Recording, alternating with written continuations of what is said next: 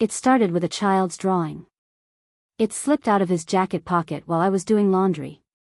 Marker lines, glitter stickers, and a clumsy heart in the corner. At the bottom, in curly pink letters.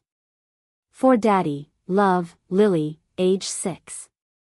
But I wasn't Lily's mother. And we didn't have a 6-year-old. At first, I thought maybe it was from a coworker's kid. A thank you card? Something from his office? But something in my stomach twisted. Nathan and I had been together for 5 years. Married for 2. We had plans, a trip to Japan, a house with a garden, maybe a baby someday. But lately, he'd changed. Longer nights at work. Business trips that got extended. His phone always face down on the table.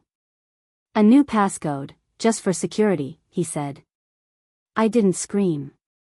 I didn't accuse. Because women know.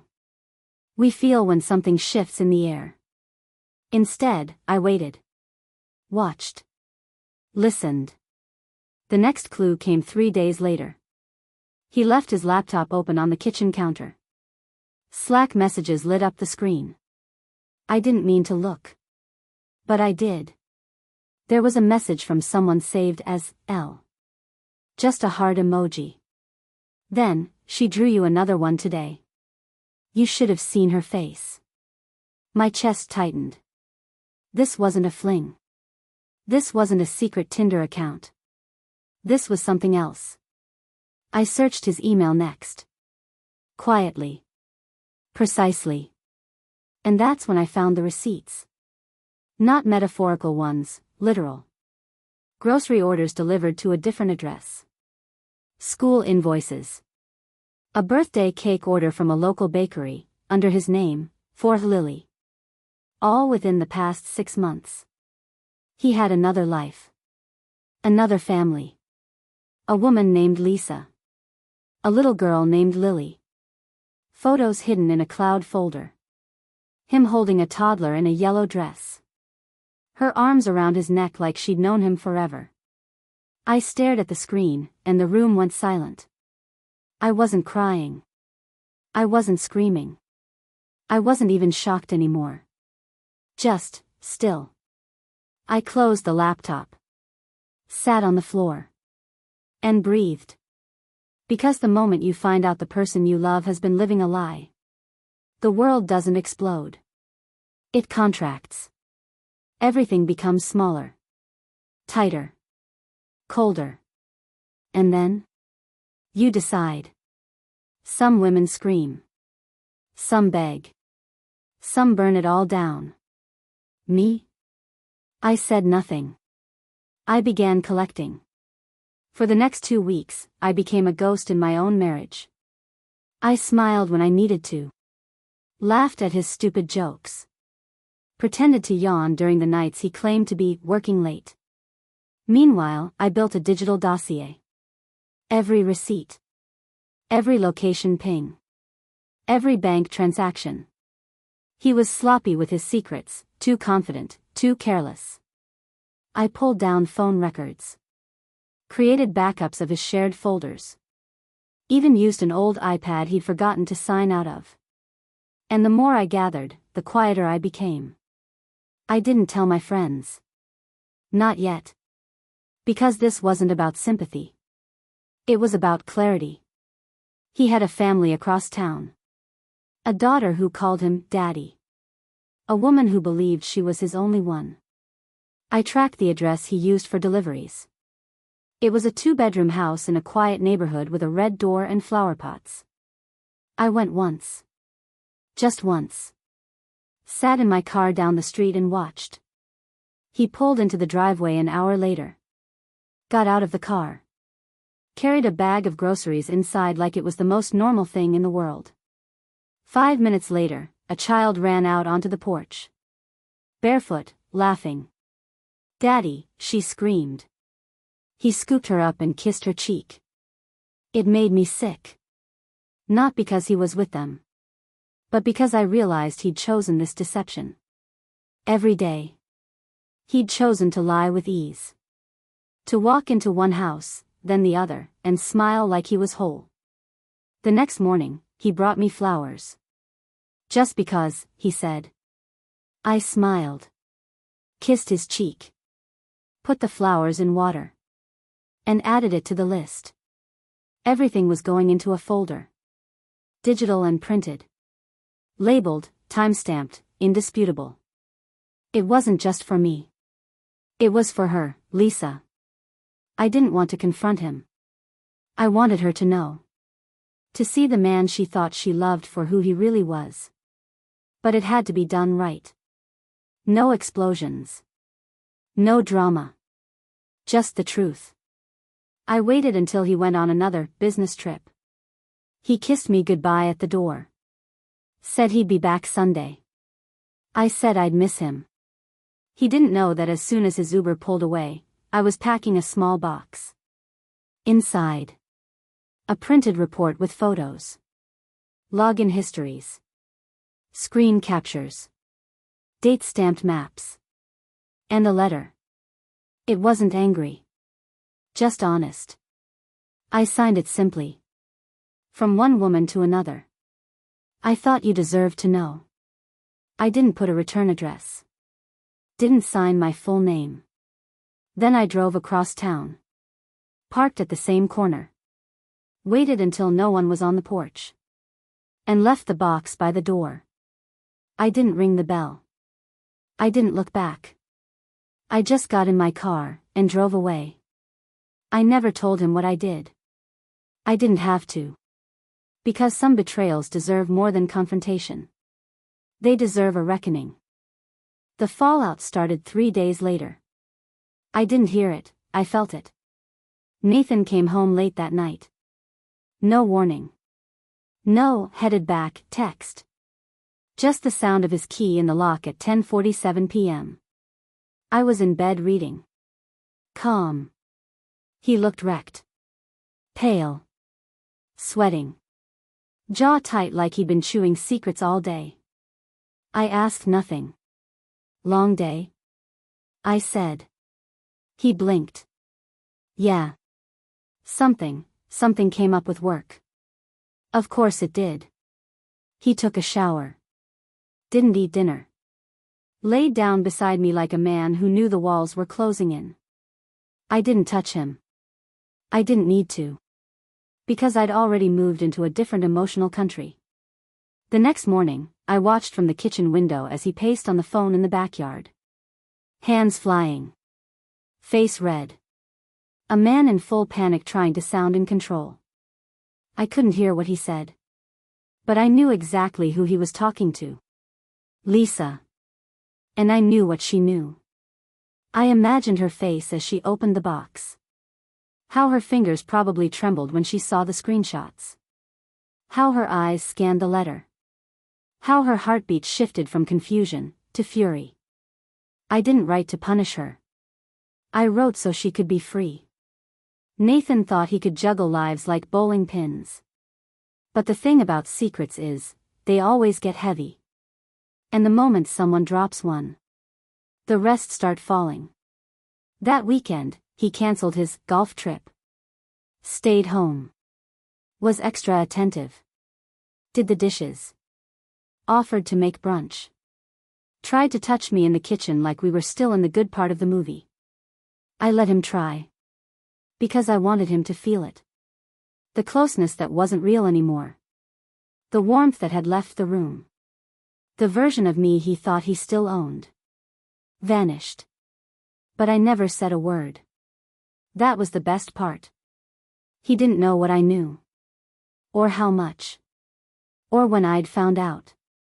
Every time he looked at me, he flinched just a little. Because he couldn't read me anymore. And that terrified him.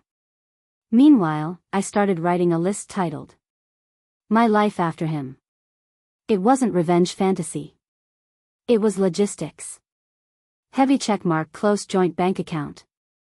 Heavy checkmark secure my own apartment. Heavy checkmark notify my firm about a potential address change.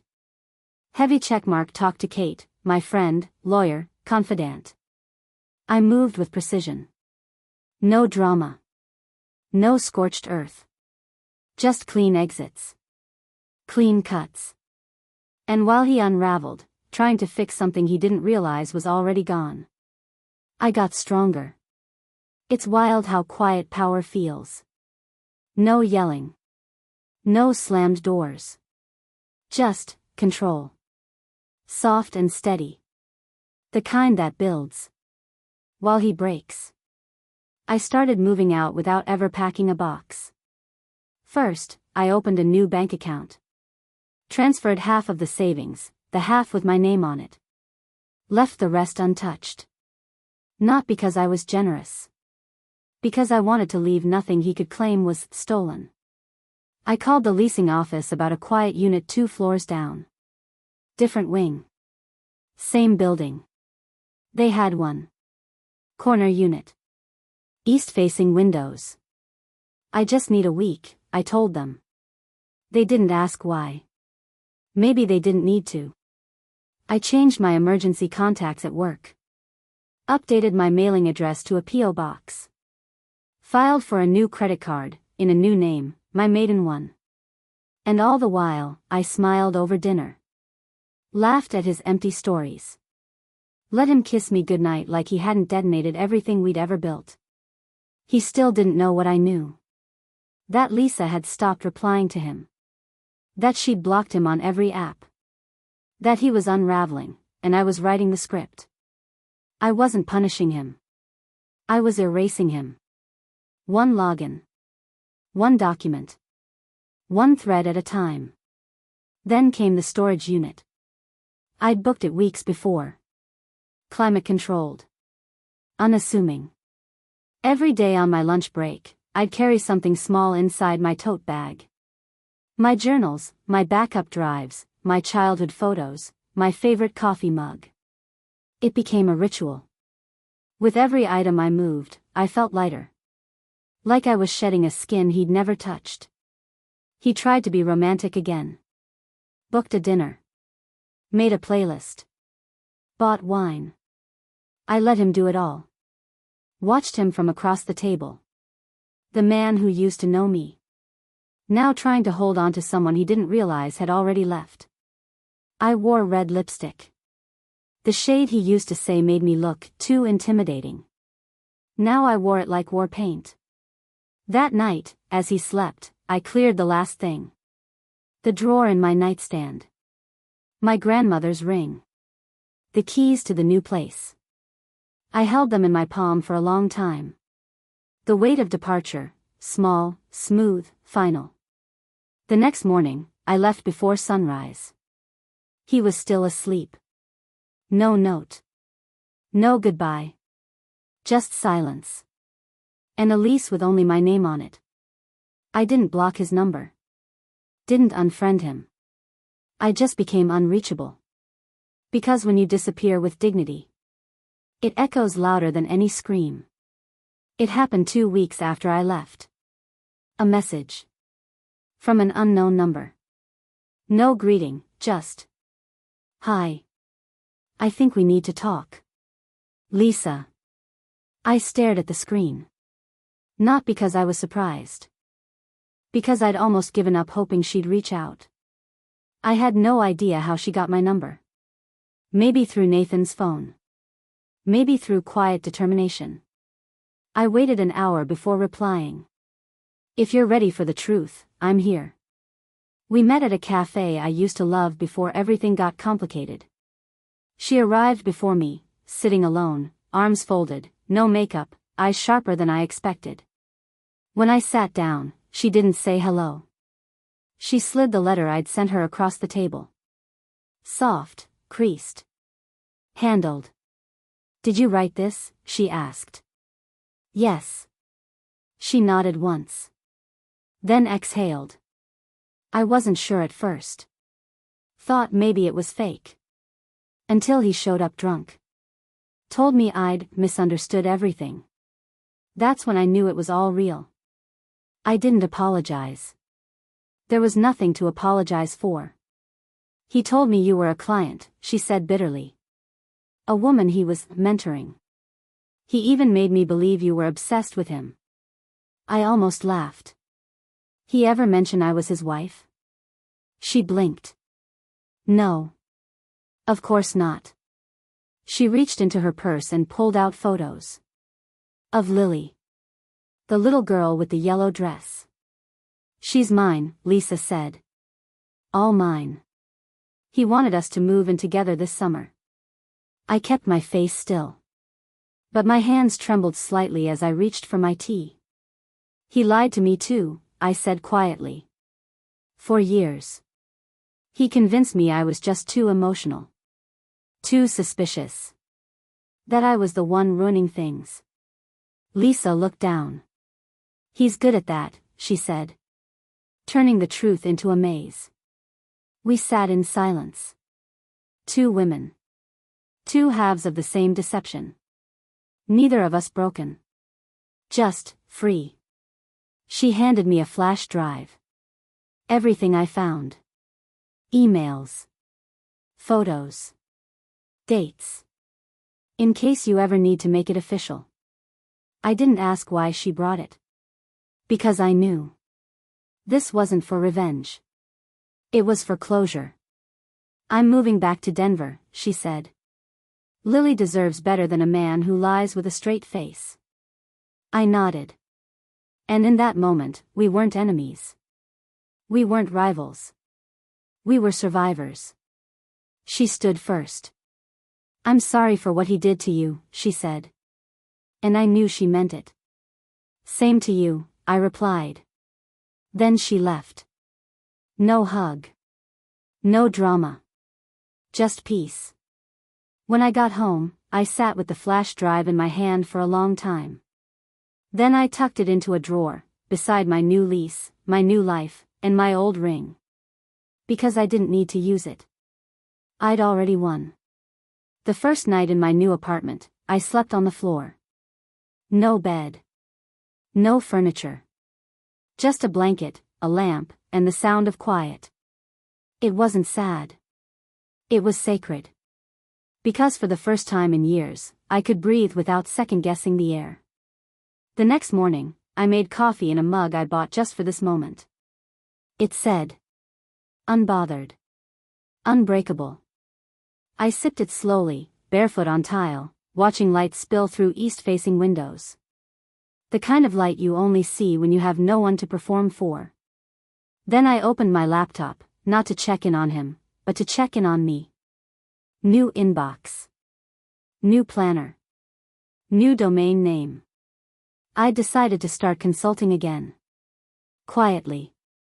On my terms. Within a week, I had 2 clients. Within 3, I was getting offers. One of them came from a firm in Seattle. Small team. Women-led.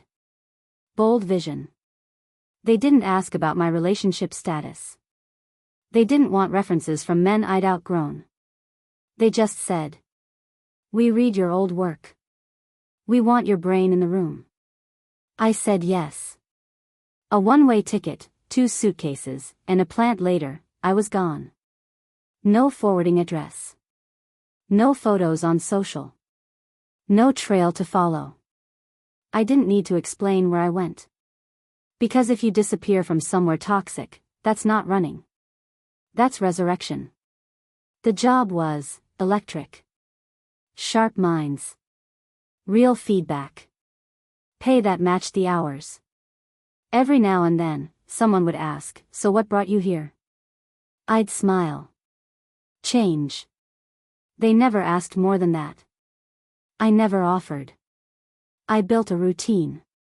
Morning walks. Long showers. Dinner for one that felt like a date. I wore colors he said didn't suit me.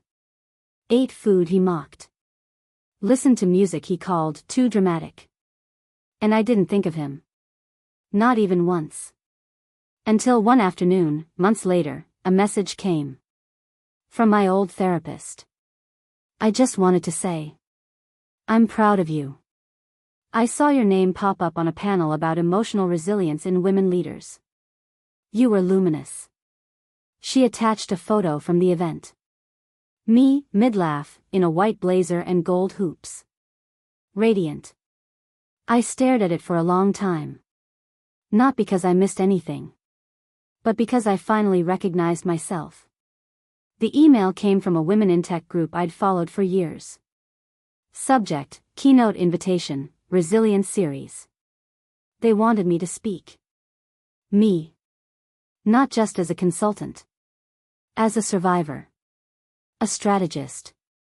A builder. I hesitated. Not because I wasn't ready, but because I'd made a home in silence. And silence had served me well. But something told me. It's time to speak. Not to him. To her. To the woman I used to be. To every woman still sitting in that room she should have walked out of long ago. I wrote back one word. Yes. The venue was a clean, sunlit space with high ceilings and folding chairs filled with women who looked like me, tired, brilliant, rebuilding. I wore a navy suit and no jewelry. Just red lipstick, my original armor. The host introduced me. Claire Maddox, product strategist, founder, survivor. Applause. But not loud. The kind that says, "We're ready to listen." I walked to the mic. Took a breath. Then I said. I used to think strength was measured in how much you could stay silent. How long you could survive without being seen. But that's not strength. That's survival. Strength is what you do after you choose yourself. I told them only what mattered. Not the cheating. Not the lies. Just the facts. That I left quietly. That I rebuilt quietly. That everything I am now was built from the ground he thought I'd crumble on. Eyes locked. Not a single phone in sight. I ended with. You don't have to scream to be powerful. Sometimes all you need is to walk out without a word and never walk back in. The room stood. Every single person. Not in pity. Not in shock. In solidarity. That night, as I rode home in a cab, my phone buzzed. An email. From Nathan. Subject. I saw the clip. No body text. Just that. I didn't reply. Because what he saw wasn't for him. It was never about him.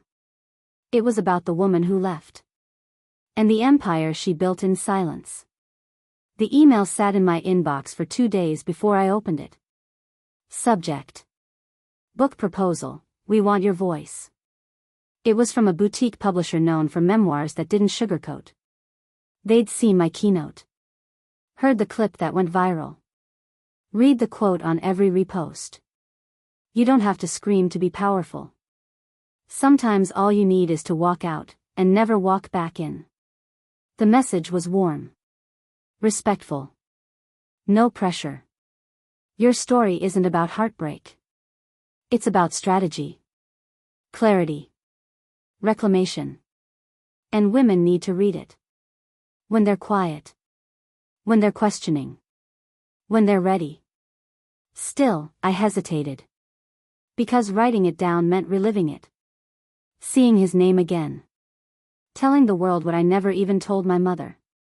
But the proposal ended with a line that hit me like a pulse. This isn't a tell-all. This is a tell-true. That night, I sat in my window chair. Seattle skyline stretching beyond the glass. My laptop open. Blank document waiting. And I wrote. Not chapters. Not a pitch. Just a title. The quiet exit. Then, the first line. He didn't hear the door close because I never slammed it. I wrote for hours. Not to explain, but to clarify. I wrote about the slow unraveling. The power of planning. The intimacy of disappearing with purpose. The next day, I sent a draft of the first 2 chapters. Their reply came before sunset. Yes.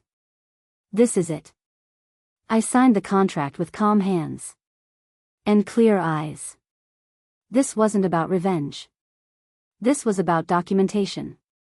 Because too many of us survive and never speak. Or we speak too late, when the world's moved on. I wasn't interested in inspiring. I was interested in arming women with language. With proof that silence isn't submission. That leaving doesn't require rage, only resolve. The book would take months. Maybe a year. But I already knew how it ended. Not with confrontation. Not with scandal. With a woman. Who walked away. And never looked back. The draft wasn't supposed to leak. It was a sample chapter, sent to a small group of pre-readers for early feedback. Friends. Editors. 2 women from a survivor circle I trusted. But one of them shared it. Not maliciously. Just, moved. It landed on a forum. Then on a Twitter thread. Then in screenshots on Instagram stories with the caption. Read this 3 times. Still shaking. The excerpt? He didn't hear the door close because I never slammed it. Some women leave quietly. Not because they're weak, but because they've already seen how loud men react when their control cracks. By morning, the post had 80,000 shares. People started DMing me. Not for drama. Not for gossip. For permission. Can I leave without explaining? How do I rebuild when no one even knows what I went through? I thought walking away without telling him made me a coward. Thank you for showing me it made me free. I cried reading them. Not from sadness. From resonance. I never wanted to be anyone's hero. I just wanted to make it out. Now, I wasn't just out. I was visible. The publisher called in a frenzy. Pre-orders skyrocketing. Podcasts requesting interviews. A cover revealed demand from 3 different magazines. I told them I'd only go forward under one condition. No man's name in the title. No man's shadow on the page. This was never about him. It was about me. The press dubbed it the quiet exit movement. A wave of essays, videos, anonymous letters. Women sharing how they left. Not with fists.